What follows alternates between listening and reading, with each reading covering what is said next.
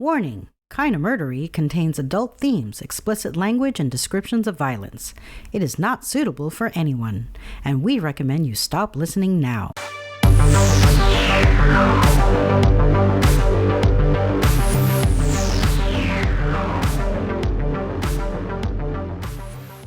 Hello everyone, and welcome to Kinda Murdery, a true crime podcast that's mostly about murder, and always about the strange and compelling stories that arise when the path less traveled twists to darkness, and those who walk its shadows surrender to violence and moral corruption. We have a perilous journey ahead, so thank you for lending me your courage and good company. I'm Zevin Odelberg, and this is Kinda Murdery. Let's do a quick list of some of our favorite things. Coffee, tea, beer, wine, booze, cigars, green olives, Vegemite. What do these things all have in common? Well, people love these things. But I think most of us can agree that they all fall under the umbrella of acquired tastes. Meaning however much you like them all now, and I do, the first time you tried any of these, chances are you thought they tasted terrible. But once you've gone back to the well a few times, suddenly the switch flips, and each of these items undergoes an extreme recalibration. In other words, they go from being nasty to utterly delicious. They are acquired tastes. I should mention that an article written by Kieran Conliffe for headstuff.org was instrumental in putting together today's episode, and that, as per usual, all my sources can be found in the show notes. Alright, back to our list of delicious acquired tastes. Coffee, tea, beer, wine, booze, cigars, green olives, Vegemite. I doubt it escaped your notice that everything on this list of acquired tastes, with the exception of green olives and Vegemite, has an intoxicating effect. Even Vegemite, with its naturally occurring MSG and high levels of B vitamins, which tend to have an energizing effect, even Vegemite, it could be argued, is intoxicating. Now, the thing about acquired tastes is, generally speaking, they aren't acquired immediately. It's unlikely that the very first time you ever took a sip of your dad's beer, you said to yourself, "Oh my god, that's delicious. It tastes just like a cold glass of Sunny D after soccer practice." No, I don't think that's what you thought. If you're like the rest of us, you had to subject yourself to the nastiness repeatedly and with purpose before that magical moment when the gross suddenly became permanently delicious. And of course, it's hardly coincidental that nearly all of these acquired tastes are also intoxicants. As our brains come to desire or even rely upon the desired effect, it's all that much easier to convince our taste buds that they're encountering something delicious. Mind over matter and all that, you know. Meanwhile, our bodies still attempt to warn us that we're ingesting poison. That's why they all taste bad for a while. Even with the added carrot of a buzz, we must still be beaten with the stick of yuckiness over and over before our taste buds do the eventual 180 flip and we become a craver of that particular flavor. Well, today, I'm here to talk to you about an acquired taste that may not be acquired at all. In other words, at least some evidence suggests that this forbidden food is scrumptious from the first bite and forever after. And the evidence? Well, that would be the stories I'm telling today. The stories of Native American guide Swift Runner and of Irish-born Australian convict Alexander Pierce. And the scrumptious food I'm referring to? Why, human flesh, of course. In fact, ask Swift Runner and Alexander Pierce what they think of human flesh, and they may sound a lot like Will Ferrell in the seminal early 2000s comedy, Old School. Once it hits your lips, it's so good! Once it hits your lips, it's so good, indeed. So now, if you're ready, please join me as we uncover what truths we can and solve what mysteries we may. Kinda Murderies. It tastes far better than fish or pork. Swift Runner, Alexander Pierce, and the horror of Wendigo worldwide starts now.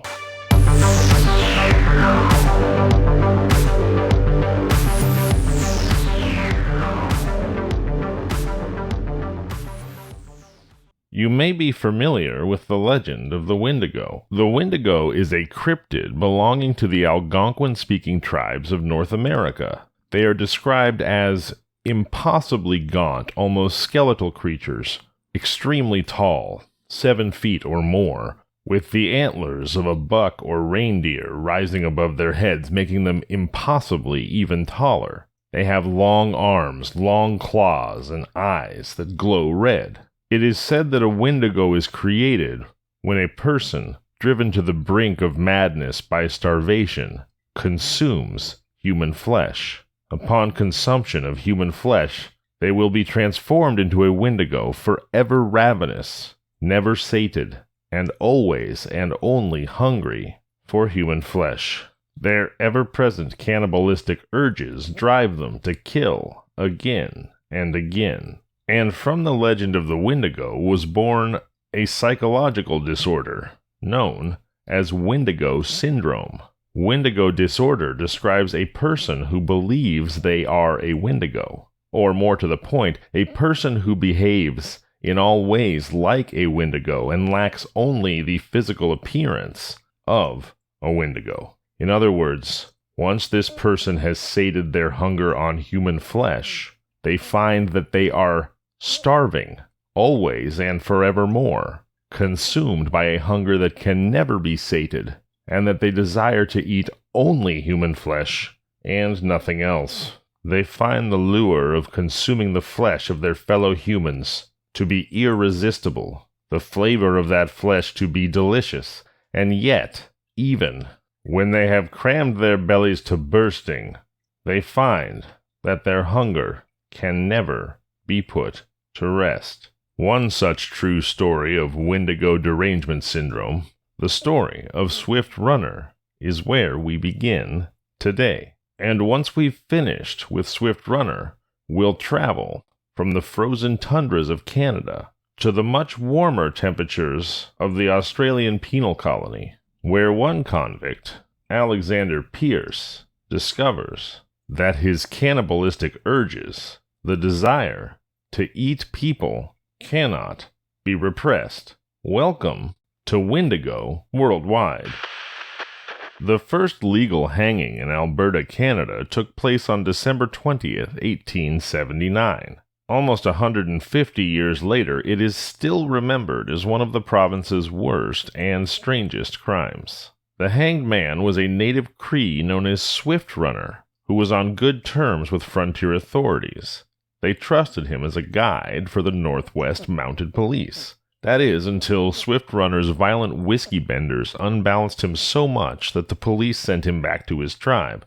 And then, his tribe kicked him out too.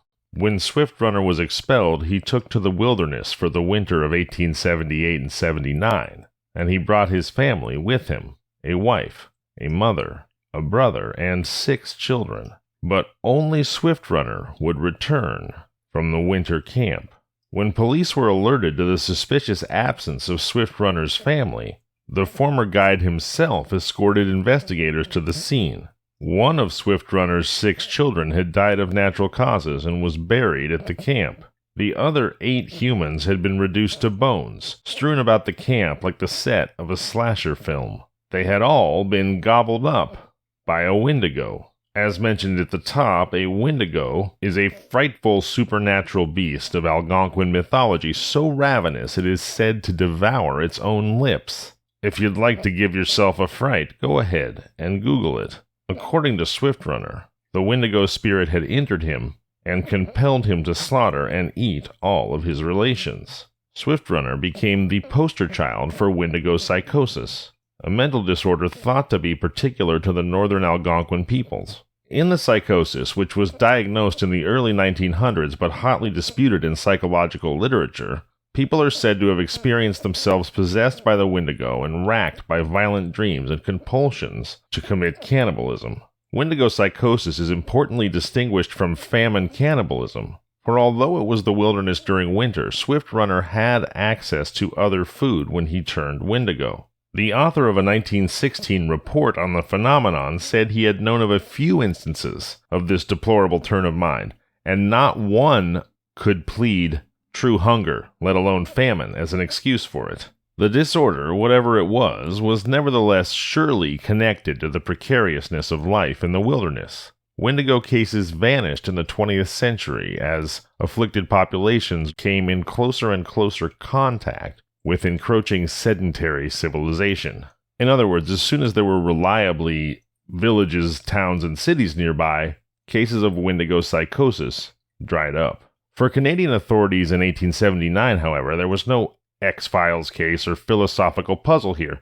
There was simply a man, Swift Runner, who had shot, bludgeoned, and or strangled his whole family. And this is gnarly, guys. He also snapped open all of their bones and sucked them clean of marrow, which indicates someone who was not eating just for sustenance necessarily, but who was truly enjoying his repast. But if the verdict and sentence were clear, the logistics were less so. Hangings were virgin territory for Fort Saskatchewan. Swift Runner, repentant by the time his day of execution rolled around, had to wait in the cold on the frigid morning of his hanging while the old pensioner hired to hang him retrieved the straps he'd forgotten to pinion his man, and fixed the gallows trap. With a bit of gallows humor all his own, Swift Runner was reported to have said, "I could just kill myself with a tomahawk and save the hangman further trouble." Yikes, that's dark.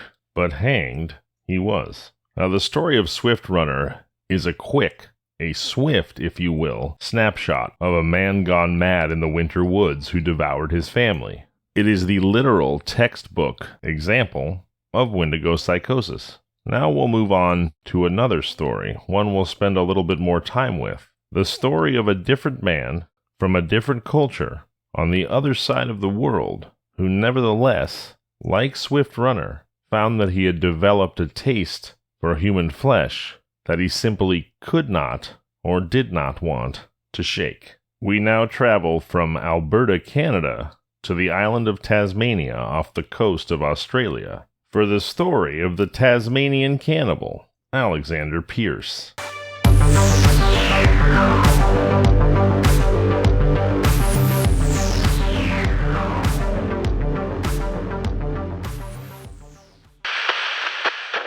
Although it's true that the European settlers of Australia were largely convicts, it was far from a lawless place in the early 19th century during the heyday of transportation. The sentence of transportation was a compromise by a British government moving away from the old, quote, bloody code, unquote, that saw people hanged for stealing anything worth more than a shilling. They didn't want to go to the expense of building prisons, so instead they settled on sending people to the fringes of the empire. Wild, unsettled lands where they might be able to, quote, civilize, unquote, things through forced labor. So, throughout the 18th and 19th century, men, women, and children were transported for crimes like stealing cheese, carrying a burglar's tools, bigamy, and pretending to sell somebody wine. Petty crimes, in other words. Some convicts made their sentence into an opportunity and built a new, better life on the other side of the world.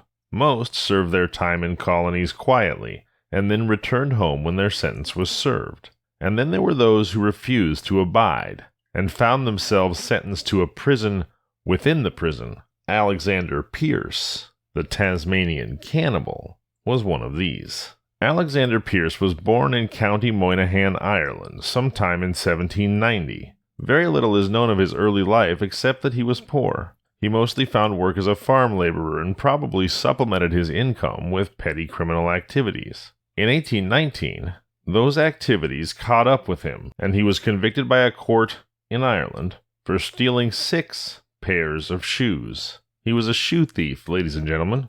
29-year-old Pierce was sentenced to 7 years of transportation, loaded onto a ship, and then taken halfway around the world to the island of Tasmania. At the time, Tasmania was called Van Diemen's Land after the Dutch governor who'd sent the expedition that founded it. Up until 1800, convicts had been sent to New South Wales on the Australian mainland. But as New South Wales transitioned into a more standard colony, the residents objected to the constant influx of convicted criminals. And so, the criminals were diverted to Tasmania. Given the nonviolent nature of Pierce's crime, stealing 6 pairs of shoes, he was probably assigned to work as a farm laborer, not that different from what he'd been doing back in Ireland. Also not that different was Pierce's tendency towards, shall we say, side hustles. He committed various offenses, starting with stealing ducks and turkeys, and then working his way up to forging a work order. Hold on a second, so this horror of a guy that I'm in the process of telling you about, the cannibal of Tasmania, the New South Wales Wendigo. His initial criminal offenses were stealing 6 pairs of shoes and stealing ducks and turkeys. He was a shoe, duck, and turkey thief, and he somehow wound up being a cannibal. Boy, talk about a prison system having a rehabilitation problem, huh? Woo! Alright, back to it. After stealing ducks and turkeys and shoes, he worked his way up to forging a work order, and this was a serious enough offense that when it was discovered in May of 1822, he absconded. Absconded was the official term for when a convict abandoned their sentence. A $10 reward was offered for his arrest, and the Hobart Town Gazette gave the following description of him. Alexander Pierce, a convict, number 102, charged with various misdemeanors, is 5 foot 3 1/4 inches tall, brown hair, hazel eyes, age 30, a laborer tried at Armagh, Ireland in 1819, sentenced to 7 years, arrived in the colony at Castle Forbes in 1820, born in County Monaghan, and he's covered in pockmarks. So he's a pockmarked duck, turkey, and shoe thief who got 7 years, a little more than 1 year per each of the 6 pairs of shoes that he stole. And it's also of note that he's a much smaller than average man at 5 foot 3 1/4 inches. Okay, so when he first absconds, leaves the colony, escapes from his sentence, although since most prisoners in Australia weren't actually locked up, I think that's why they called it absconding as opposed to breaking out, if you will. Pierce is recaptured, but since he had violated the trust placed in him as a prison colony laborer, he was not sent back to work as a laborer, but instead he was sent to Macquarie Harbour on the west coast of the island of Tasmania. This was considered the ideal place to hold incorrigible convicts, as it was surrounded by waters so treacherous that even ships approached with great care. In fact, more than a few convicts never made it to the prison on Macquarie Island because their ships strayed from the narrow sea passage and were wrecked. So what we're talking about here, guys, is the Australian Alcatraz. 5 foot 3 1/4 inch Alexander Pierce stole 6 pair of shoes, some ducks, some turkeys, and then he forged a work order. Oh boy. And he winds up at Macquarie Harbour, Tasmania, the Australian Alcatraz, with a 7-year bid. I mean, if that kind of sentencing overkill isn't enough to drive you to eat people, I don't know what is. I kid. So here we are at Macquarie Harbour. The harbor on the land side was surrounded by mountainous wilderness with hundreds of miles of travel to the main settlements on the other side of the island. So it's not exactly Alcatraz, but functionally it is. On one side you have nearly impassable ocean waters, on the other side you have hundreds of miles of Tasmanian bush. There's nowhere to go if you get out. Macquarie Harbour was considered entirely escape-proof. So naturally, less than 2 months after he arrived on the island, Alexander Pierce tried to escape. Pierce was part of a work gang with 7 other men cutting down trees on the edge of the settlement on the 20th of September, 1822, when they made their escape attempt. The ringleader was Robert Greenhill, a former sailor who came up with a plan to steal a whaleboat and head out to try to reach either mainland China or one of the Pacific Islands. Their exact destination never became an issue because the boat was too heavily defended for them to steal it. Before scouting the boat for a potential hijacking, however, they had overpowered their overseer. Even though they couldn't steal the boat, they were already committed to some form of escape. So Pierce, Greenhill, and the 6 other men headed off into the impassable wilderness with the idea that anything was better than Macquarie Harbour. Although Greenhill, who as a sailor was used to navigating, took the lead, none of the escapees were used to living outdoors. Greenhill's leadership may also have come from him commandeering the overseer's axe when they fled. That sounds about right. Frankly, even if Pierce and the 7 others had all been practiced survival experts, the Tasmanian wilderness was so bleak that there was almost no life to be found. After 8 days, the men were starving and desperate, and that was when the cannibalism began. Pierce later claimed that the reason they chose to kill Alexander Dalton was because in prison he had been one of the volunteers who issued floggings to those who broke the rules. Boy, takes balls of steel to be the guy who volunteers to whip other prisoners when you're a prisoner yourself. Jiminy Christmas, balls of steel or brains of none, I guess. Floggings were a regular occurrence in Macquarie Harbour. In the year following Pierce's escape, 1823, it's estimated that 9,100 lashes were given to the total prisoner population. Men who volunteered for that type of duty were generally despised. Duh. So the only question would be if they decided on the cannibalism before or after one of them murdered Dalton. Either way, the deed was done, and the 7 starving survivors feasted. The next morning, there were only 5 of them. Edward Brown and William Kennerly had decided that some things were worse than Macquarie Harbor, so they fled under the cover of darkness. They did manage to find their way back, but they both died within a few days of returning. Officially, both men died of exhaustion. Unofficially, their deaths might have been helped along by the rough discipline meted out to escapees like them. But if it was the latter, it wasn't recorded, obviously. There are some inconsistencies in Pierce's account of the escape. In some accounts, he says that it was actually Thomas Bodenham who they killed and ate after he lost in a drawing of lots, and that Dalton fled the camp along with Kennerly and Brown. If that's true, then Dalton didn't make it back to Macquarie Harbor with them. But if he was the first victim, then Bodenham was the second. That left Pierce, Greenhill, Matthew Travers, and John Mather trudging through the wilderness. Mather was the next to go, 5 weeks into their journey. Now there were 3 men left, and things were looking bleak for Alexander Pierce because Travers was close friends with Robert Greenhill, and Greenhill was the one with the axe. But things weren't as bad as they could have been because by now they'd made it through the mountains and were in an area where they could scavenge some food. But the new terrain brought new dangers that the 3 men were ill-equipped to deal with. Now remember, there are 3 men left. 8 escaped originally. 2 got freaked out by the initial case of cannibalism and ran back to the prison. So 3 men have been eaten thus far. But while drinking water from a creek, Travers was bitten on the foot by a tiger snake, one of the deadliest snakes in Australia. The bite of a tiger snake invariably causes death unless treated with antivenom. This is where another inconsistency in Pierce's story comes up. He claimed that he and Greenhill brought Travers along with them for 5 days before mercy killing him in his sleep. But if it was a tiger snake that bit him, he wouldn't have survived that long. But however it happened, Travers died and the 2 survivors fed. After Travers' death, things got somewhat tense. I bet. Neither Greenhill nor Pierce trusted each other, and they did their best to avoid sleeping. After 8 days, Greenhill finally was too exhausted, and Pierce took advantage. He managed to get the axe without waking Greenhill and then killed him with a single blow to the head. That left Alexander Pierce as the sole survivor of the 8 men who had escaped Macquarie Harbor less than 2 months earlier. Somehow, Pierce managed to make it the rest of the way to the edges of the Tasmanian colonies on the east coast. He knew he'd made it when he found sheep grazing in a field. And, in an unlikely coincidence, the first person he met in those colonies was an old friend who was working as a shepherd for those sheep, and who found him eating one of them that he'd killed. The friend pointed him towards a local gang of bushrangers, escaped convicts like him who survived by rustling sheep. Pierce joined the gang.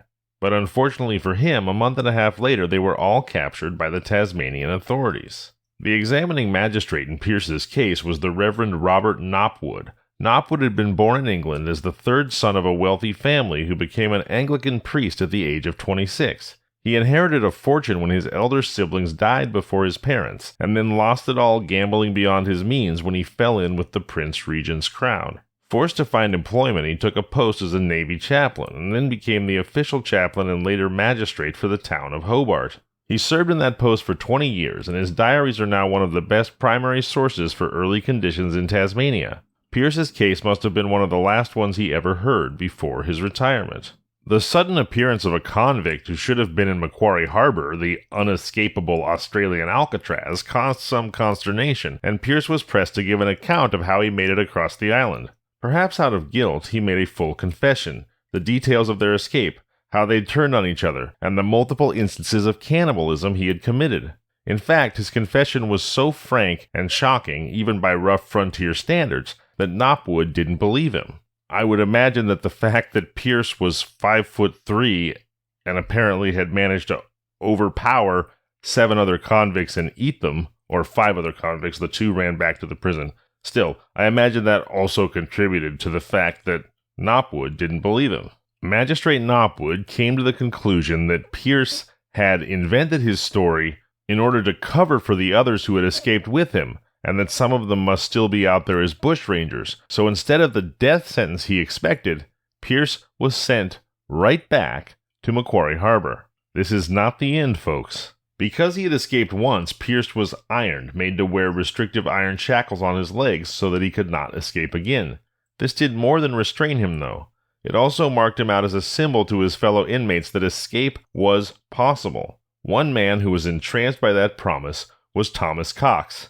Cox was an Englishman who'd only been 17 years old when he was sent to Tasmania. His crime must have been a severe one, since, while most were only transported for 7 years, Cox was sent for, quote, the term of his natural life, unquote.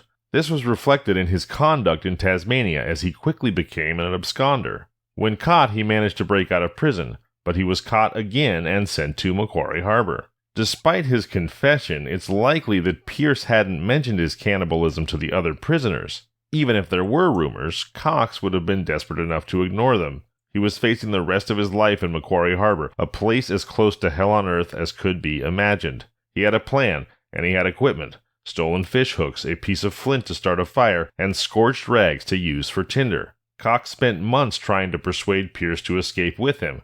Eventually, after he'd been flogged for stealing a shirt, Pierce cracked. While they were north up the coast from the harbor on a foraging expedition, they bolted into the wilderness. 11 days later, Pierce was recaptured at the mouth of the King River after he lit a signal fire and surrendered to a passing boat. He told the pilot, who recognized him, that Cox had drowned in the river. When they searched him, they found a piece of flesh in Pierce's pocket. Pierce admitted that he'd cut it from Cox's corpse to prove that Cox was dead. Then, he changed his story and admitted that he had killed Cox. The next day, Pierce was taken out to retrieve Cox's body. What they found was horror. Cox's head and hands had been removed from his body. He had been disemboweled, which any butcher will tell you is the first step in turning a body, hopefully an animal body, into meat. The flesh had been carved from his flanks, legs, and arms. There was a bloody axe nearby, which Pierce admitted was the murder weapon. Back at the prison, Pierce made a confession. He told them that he and Cox had planned to go round the coast to the north to reach the settlement of Port Dalrymple, since Pierce knew how barren the mountains were. When they reached the King River, though, they'd hit a problem. One thing Cox hadn't told Pierce was that he didn't know how to swim.